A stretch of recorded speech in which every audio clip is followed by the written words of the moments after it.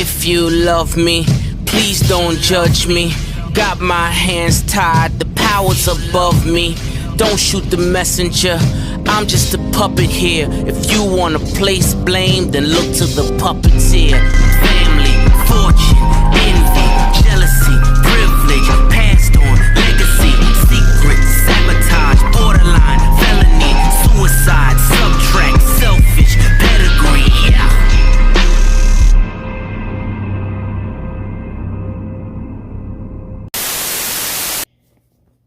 Well, here we are. It's Daytona week again. So yeah, Daytona for Xfinity and Cup, aka the end of the Cup Series regular season. So let's take a look at Daytona and see how things shaped up. So let's start off with the Xfinity race. We get Xfinity at night at Daytona. Wait a minute. Hold up, we don't. The rain came. And the rain forced the race to be postponed after 19 laps to Saturday afternoon. No racing on Friday night. Okay, we'll come back in a little bit. So now to Saturday. The Xfinity race, it was pretty pretty quiet. Like, not a whole lot happened. Like, it was like mainly 2 and 3 wide here. Like, really nothing really of major happened. Like, we didn't get any really major incidents. Well, except for Austin Cindric getting dumped by Myatt Snider for the second week in a row. All I say is Snider definitely has one coming back to him. The only thing is that Cindric is more focused on the regular season title right now. And that the crash also damages Michael Annett, so this takes a big hit in Michael Annett's chase hopes. Shit, so now Terrible Herbst might be good safe on points. Fuck. But throughout this race, the one thing we saw at the end, like in the end, it was mainly became a colleague team order where all 3 colleague cars worked together. They worked well enough together to where coming off a turn 4 on the last lap, all 3 of them were 3 wide battling for the win. So all 3 were equally blocking the track. And in the end, Justin Haley would get a run on the outside, and he would edge out his teammate A.J. Allmendinger to finally get his first win of the season. Well, having all 3 colleague cars block the track, that's one way to guarantee colleague wins the race. Sadly, though, Jeb Burton doesn't get 3rd place, as Justin Allgaier got a good push from Noah Gragson in the final few feet, and Allgaier got the 3rd place finish from Burton at the line when Burton lost some draft. But yeah, Haley finally gets his first win of the year. And with this win, it means that Justin Haley is now locked into the Xfinity chase. Yeah, Haley's had a bit of a down year. It's kind of disappointing to see how down of a year he's had this year. But he's been really good on the super speedways. Who knows what happens in Cup next year? Maybe Haley can surprise some people and steal a win in the Cup Series next year. And make the chase. We'll have to see what happens. But yeah, also with Justin Haley winning, it means that now with 3 races left on the Xfinity chase, we're guaranteed at least... Let's see, 6. We're guaranteed at least 3 drivers to make it in on points now. And of course, today... Daniel Hemrick and Harrison Byrne also gained enough points to be ahead of the cutoff line. So also with Haley, Daniel Hemrick and Harrison Byrne have both also locked themselves mathematically on points into the Xfinity chase. And also with Allmendinger's 2nd place finish and Cindric getting wrecked out by Snider, it means that now we have a regular season championship battle with 3 races to go between Cindric and Allmendinger, with Allmendinger now taking the points lead. So now we got something interesting in Xfinity, instead of just Cindric dominating the field. So yeah, now this gets interesting. Okay. But yeah, so now with 3 races to go till the Xfinity chase starts after Bristol, we have 4 spots left up for grabs. And Terrible Herbst also gains more points. Terrible Herbst still doesn't deserve to be in the chase. But yeah, anyway, thank you for everyone in Xfinity. Thank you all for playing, as we'll have trucks back next week at Darlington to continue the truck chase. But for Xfinity and everyone else, thank you for playing this week. Now we get to the Cup race at Daytona, the final race of the regular season before the chase. So, of course, we got 2 championship battles up for grabs. We have the regular season championship battle between Kyle Larson and Denny Hamlin. Larson enters the race with a 28-point lead. It was pretty much set up to where Larson just had to finish 22nd or better to lock up the championship. Because even if the title battle ends in a tie, Larson has the tiebreaker by default due to most wins. So Larson just has to finish 22nd or better and he'd be your regular season champion. Now the other battle in this race is for that 16th and final chase spot. Tyler Reddick enters with a 24-point lead over Austin Dillon. Austin Dillon would just have to finish around 19 or 18 spots ahead of Reddick to lock up the spot. Reddick just has to stay close to Austin Dillon and to get in. But for other guys like Matt DiBenedetto, the DiBenedetto, the Buescher, Chastain, Bubba Wallace, Stenhouse Jr., Briscoe, Suarez, Eric Jones, Ryan Newman, Ryan Preece, Corey LaJoie, Cole Custer, and Anthony Alfredo, their goals are very simple. Win, and you're in the chase. So if either of those 13 names win, then the points battle between Austin Dillon and Tyler Reddick is completely meaningless. But for Reddick or Dillon, if either of them win, then they're automatically in by default. So yeah, we have 15 drivers battling for the one's playoff spot, but only one can be in, and 14 will have their names written in the death note tonight. So to the race, right before the start of the race, Anthony Alfredo would end up getting a penalty for some deck lid violations. He would have his crew chief thrown out for the race. And during this penalty, he would also be told he would have to serve a pass-through, which right at the start of the race. So that would put Alfredo a lap down. And Alfredo would never really recover from it. So because of this, as a result, Anthony Alfredo has officially been eliminated. Well, that's one way to get eliminated. Having to serve a penalty after failing inspection. I've seen it all now. But throughout this race, of course, this was the new Super Speedway package when they decided to reduce the horsepower down to 450 HP after what happened at Talladega when Logano threw a bitch fit over his airborne crash. And Logano actually got his way. And the fans complained about it. I mean, folks, well, add this now to the list of things of NASCAR fans complaining of being hypocrites. Because NASCAR fans have been like, oh, we want NASCAR to listen to the drivers more. NASCAR listens to Logano's bitch fit and reduces the horsepower for super speedway races. Fans, no. That's not what we want. You're killing the sport. Logano should just shut the fuck up. But actually, oddly enough in this race, this was actually a really good Daytona race. One of the best Daytona races I've watched in a while. You had a lot of aggressive racing in the pack. You had a mix of single file freight trading. You had two or three wide pack racing. You also had tandem drafting come back, which you love to see. This had it all.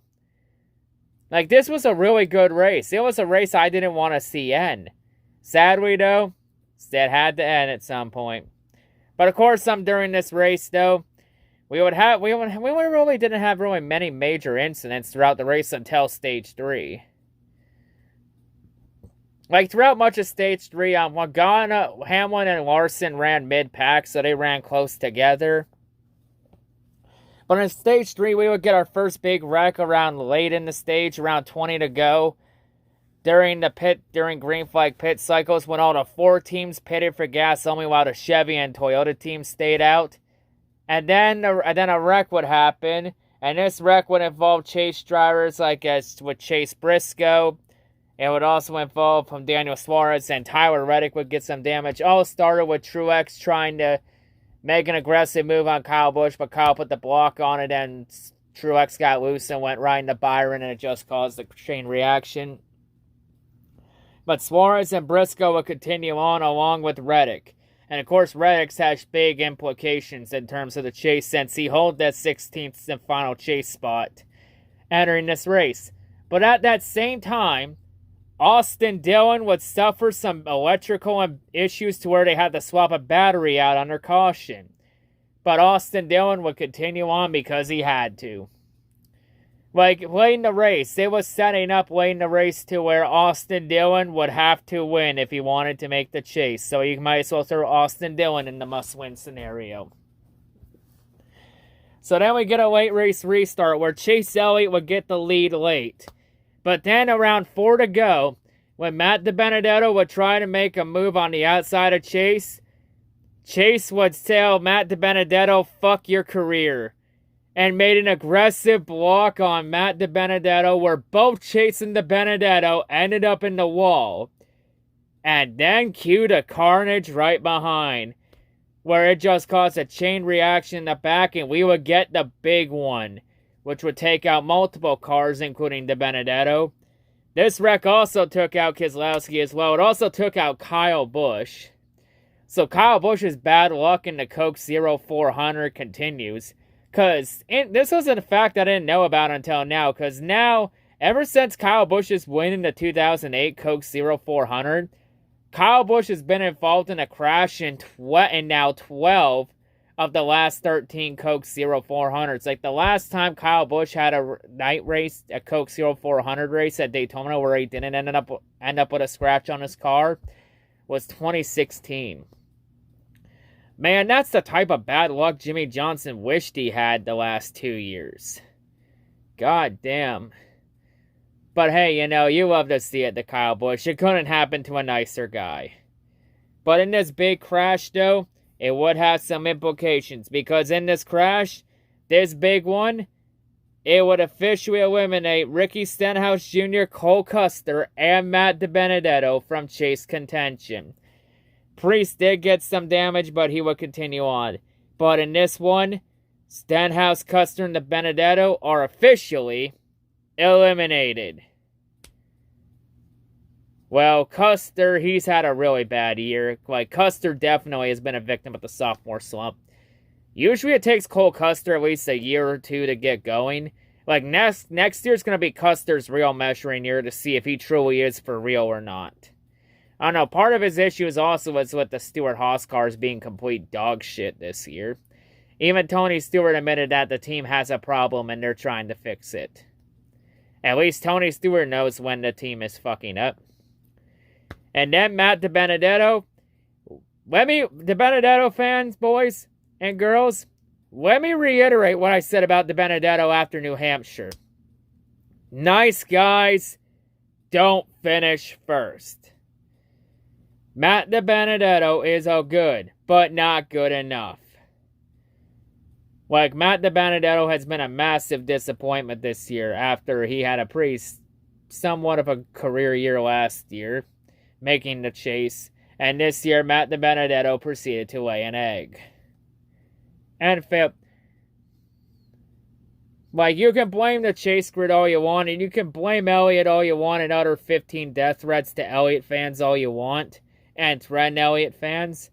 Yeah, DiBenedetto fans and Chase Elliott haters utter death threats to Chase Elliott fans after that incident.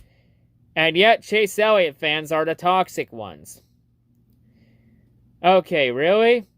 Honestly, you tell me the difference between Elliott fans and Elliott haters? I'll tell you right now, I honestly can't see the difference. If anything, Chase Elliott haters are no different from Elliott fans. But let's be real, I think every fan base in NASCAR is about equally the same. The entire NASCAR community is toxic and the fan base needs to be better. Honestly, the shit right now with the Elliott fans and the Elliott haters, it's one of the main reasons why I've been more Kyle Larson this year than Chase Elliott. Mainly so I can just get away from that bullshit. only to end up with more bullshit since Larson fans get labeled as massive racists. By the way, I've never even owned a Confederate flag in my entire lifetime. So, good try on that. But yeah, the Benedetto fans, you can blame the chase grid all you want. In the end, the Benedetto proved my point. The Benedetto cannot show up and perform when it matters the most. And what did I say last week? If you cannot show up and perform when it matters the most, then you don't deserve the opportunity to compete in the chase. Simple as that. And really, for the Benedetto, I don't think he really gets another cup ride again. A top cup ride again, because you look at his age, he's in his early 30s, and the lack of success he's had in the Cup Series, he's not going to get many cup offers. He could maybe get a ride at front row, but who knows what happens there. To be honest, I think the Benedetto's best bet is the Xfinity Series. If I was the Benedetto, I would go to Xfinity and run with either SHR, Colleague, or Penske. Those would probably be the best three bets, and just restart it from scratch. Because he's not getting a top cup ride in the Cup Series. Just a shame. Then Matt DiBenedetto can cry all he wants in his interviews. It still ain't changing the fact he can't show up and perform when it matters the most. But yeah, we would get a red flag. We would get a cleanup after that. And the race would end up going to overtime, because that 16th spot had to be earned. So, of course, on the last lap, we would have a number of drivers jockeying for position until midway down the back straightaway, Kurt Busch would hang a right, would bump Suarez and hook him in the wrong place and turn Suarez right into Harvick and caused another big one. And this big one would take out a number of drivers. Hamlin also suffered some damage in that second big one as well. But this big one, it would take out Harvick. It would also take out chase bubble drivers like Suarez, LaJoie, Chastain, Eric Jones. It also takes out Austin Dillon. Kyle Larson also gets involved in this wreck as well. But Larson would end up getting credited with a 21st place finish. And Hamlin ended up finishing 14th. But Larson was able to finish where he needed to by default. So with that, it means that Kyle Larson is officially the 2021 regular season champion. So Larson's great comeback season continues. Kyle Larson and all the Larson fans, step forth and pick up your free 15 bonus points for the chase. You've earned it. So one trophy down. What now to the bigger one in November, the Bill France Cup. But in this big one would officially eliminate Daniel Suarez, Corey LaJoie, Ross Chastain, and Eric Jones, and it would eliminate Austin Dillon. Those 5 have officially been eliminated. Yeah, Austin Dillon, I'm honestly surprised Austin Dillon missed the chase. Especially after the year he had last year, when he had a really good, when he looked really impressive in the chase. Like after last year, he was very impressive in the chase last year with how good he ran. I thought he was going to build off that and have another solid season. But this year, he just took a step back. But if anything, the main reason, let's be real, he did well enough to move on. The main reasons he missed the chase were because Almirola and Michael McDowell both got wins because of the win in your end thing. If McDowell and or Almirola didn't win, then Austin Dillon would more than likely be in the chase. But anyway, continuing on, through all this chaos and carnage, who ended up winning this race? Well, the winner of this race was Blaney? Ryan Blaney again? God damn. So for the first time in Ryan Blaney's career, Blaney has won back-to-back races. You'll love to see it. So yeah, Blaney is actually finally living up to expectations. It seems that me calling Blaney out last week was just the wake-up call he needed for him to be bitch-slapped. See, I'm not an asshole all the time. whenever I'm hard on somebody, it's because I want them to succeed. And sometimes you gotta give them a good pimp smack for them to wake up and focus on the task at hand. That's what happened. I pimp smacked Blaney, and Blaney has woken up. Congrats, Blaney. You're proving me wrong. Good job. Still wake me up when you make the Final Four. You gotta consistently beat out Logano and Keselowski if you really want me to take you as a serious championship threat, though.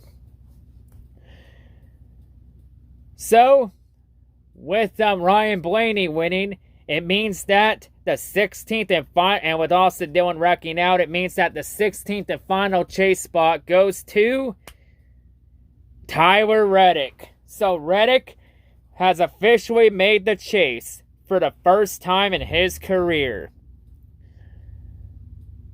Well, Reddick had some good runs last year, and Reddick had some even good runs this year. He started the year off slow, but he slowly got better and better. And I'll say it here, between Reddick and Austin Dillon, Reddick wanted this spot more than Austin Dillon, and he got it. So yeah, with that wreck, it also means that Bubba Wallace, Chris Buescher, Ryan Newman, and Ryan Preece have all officially been eliminated from chase contention. I'm not going to touch too much on the Buescher DQ. Like, Buescher was eliminated anyway regardless. The DQ was just adding insult to injury. But for Bubba Wallace, let me just say something to most of the fans here. You all seriously thought Bubba Wallace was making the chase his first year with 2311? You all thought 2311 was going to pull some Vegas Golden Knights type shit and make the chase their first year? No. That's not how NASCAR works. This ain't hockey. A team doesn't make the chase their first year in existence. It don't work like that. I'll admit though, Bubba Wallace in 2311, they had their growing pains this year. But they did have some good runs.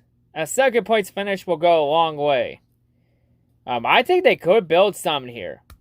I said I wasn't expecting this team really to do anything for the next 3 to 5 years. Maybe they could do something here, maybe surprise some people in the long run. Maybe next year the addition of Kurt Busch going to the 45 car for 2311 racing and having Kurt Busch mentor Bubba Wallace, that could help out in the long run. You know, it's going to be tough to see here. We'll talk about 2311 racing in 3 to 5 years. And of course, Ryan Newman. Despite Newman getting a third place finish in what could potentially be his final race at Daytona in his career, since it's more likely that Newman's going to retire, since Newman doesn't have any contract offers for 2022. But all I say to Newman is, hey, at least you get redemption for almost nearly dying at Daytona back in 2020. This is a good way to go out.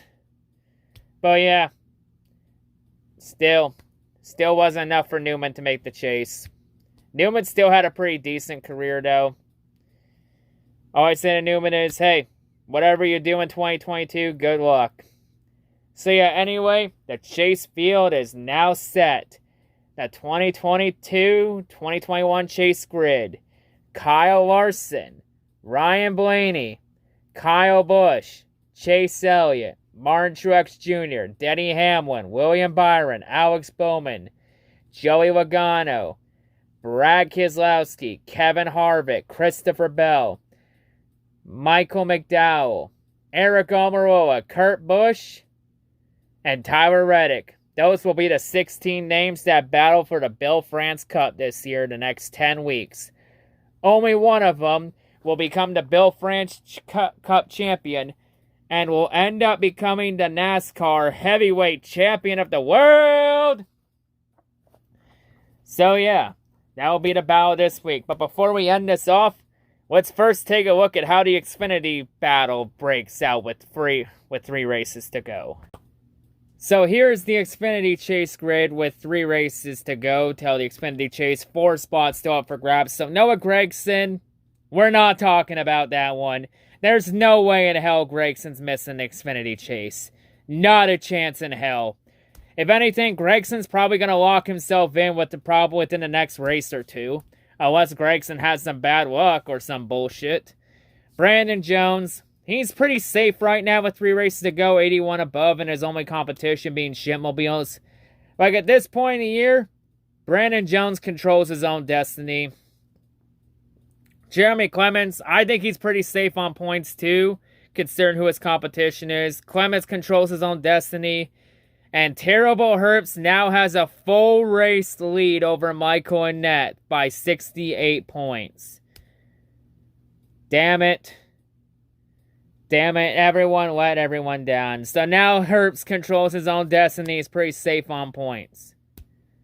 Son of a bitch. So pretty much Annett, Sieg, Brandon Brown, and Tommy Joe Martin, and everyone else below the cutoff line. They're all pretty much in must-win scenarios with 3 to go. I mean, Michael Annett can still make it in on points, but he's going to have to stay healthy, though, and he's going to need Terrible Herbst to be terrible for 3 weeks and gain a lot of points on him. I don't know if he can gain 68 points on him in 3 races. That's a tough task to order. I think Annett's in a must-win scenario, and out of all those 4 below him, the only 2 I could possibly see winning their way in the next 3 weeks are either Annett or Sieg. Those are the only 2 possible names I could see. But yeah, that's the Xfinity Chase entering Darlington next week. But tonight, for Austin Dillon, Matt DiBenedetto, Chris Buescher, Ross Chastain, Ricky Stenhouse Jr., Bubba Wallace, Chase Briscoe, Daniel Suarez, Eric Jones, Ryan Newman, Ryan Preece, Cole Custer, Corey LaJoie, and Anthony Alfredo. Their rides home tonight will be short-lived because they've arrived at Elimination Station. And for that, they're going somewhere different. Because for their failures of having a good enough season, their failures of being consistent enough to make their chase this year, their failures of winning a race this year, and their hopes and dreams of competing for a Cup Series championship this year. Consider their names written down in the Death Note, as their seasons and their hopes and dreams have been absolutely deleted. There's only one thing left to do. Gotta write their names in the Death Note. Delete! Delete. Delete. Delete. Delete. Delete. Delete. Delete.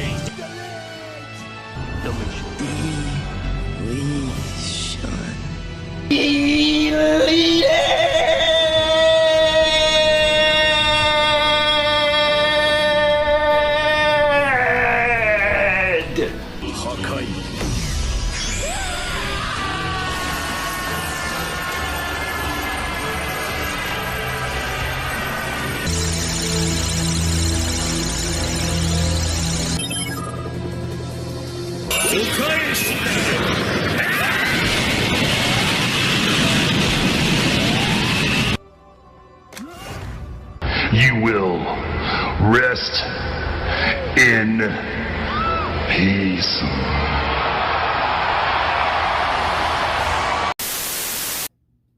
Nope. I missed nothing from the F1 race at Belgium today. That race definitely won't get its own review, right? Right? Fuck. To the finish, I'm being the lead. No, never slow down and no popping, no break. Remember what I said about radio waves? When the haters come around, just watch them away. I'm just winning and stunning and running. I got them like humming. Once I start running, they can't do nothing but giving. Welcome to my world, fast life living. Gotta go fast, ayy. No way I'll be in last place. Still running shoes out the stash, ayy. The ones you was using in gym class, ayy. Don't look at me like that. I didn't know I was dead fast, ayy. 3 steps in mine is like 200 on the dash, ayy.